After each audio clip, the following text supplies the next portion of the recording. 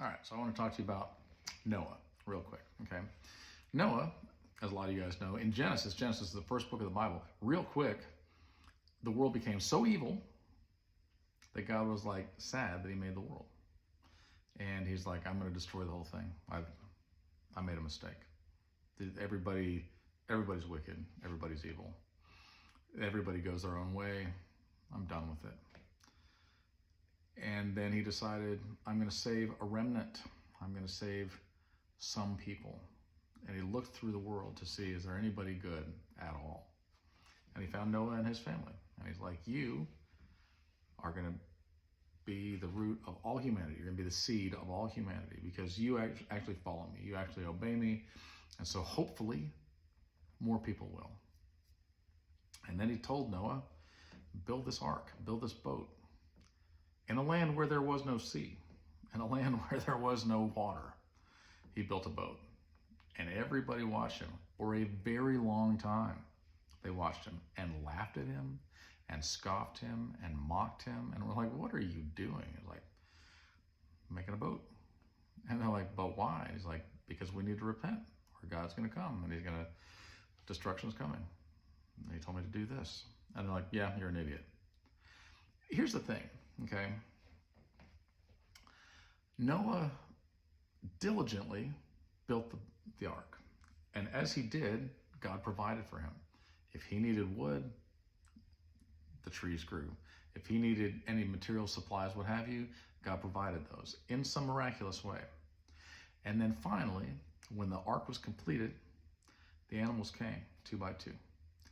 Clean animals, there were 7 of them. I don't know if you knew that. It's in the Bible. And then the animals came. And when all the animals were in the ark and the ark was finished and they closed the door, that's when the rain came. Okay? And there's an important lesson there because if we say God will provide, he will provide, but we have to do our part too. And then as we do our part, then we realize, ooh, there's a big need here. And then we see the miracle of him providing and we go, oh, wow, he provided. And so then we take the next step and the next step and the next step. And when all the work is done, then the door closes and then the rain starts. There is enough time to do what God calls you to do, okay? But you got to do it. You can't just sit around doing nothing and making excuses and be like, oh, God will provide. He'll make the boat himself. You got to make the boat, but he'll provide all the things that you need because this is how faith works, okay? Now, this is interesting too. As in the days of Noah, it will be in the end times. And I think it's pretty evident that we're living in the end times. And it says that even up till the time when he walked into the boat, people were eating and drinking and giving in marriage. They were living their lives just like any other day, just like no big deal. We don't believe that the end is coming. We're not the least bit scared. We're not going to stop our life and we're not going to make any preparations whatsoever. We don't believe you. Right up until he went into the ark and shut the door and then the rain started. And then they're like, oh, we're so sorry. And I was doing an interview earlier, a podcast interview. And I was like, have you ever thrown something away? And then later on, you're like, it turns out I needed that thing. I did that with my soul. You're like, yeah, this is much more valuable than I had originally anticipated. And in the days of Noah, this happened. Everybody died. They all had the opportunity to repent, but everybody died except for Noah and his family.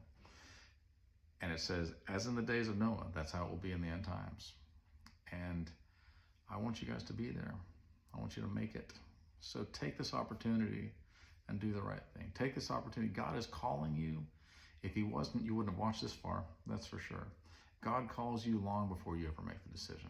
He's been putting signs in your life. He's been putting people in your life. He's been putting angels and miracles in your life so that you take him seriously. It authenticates him so that when the time comes, you realize he's been there all along. What are you holding on to so tightly that is worth giving up your soul? Love you.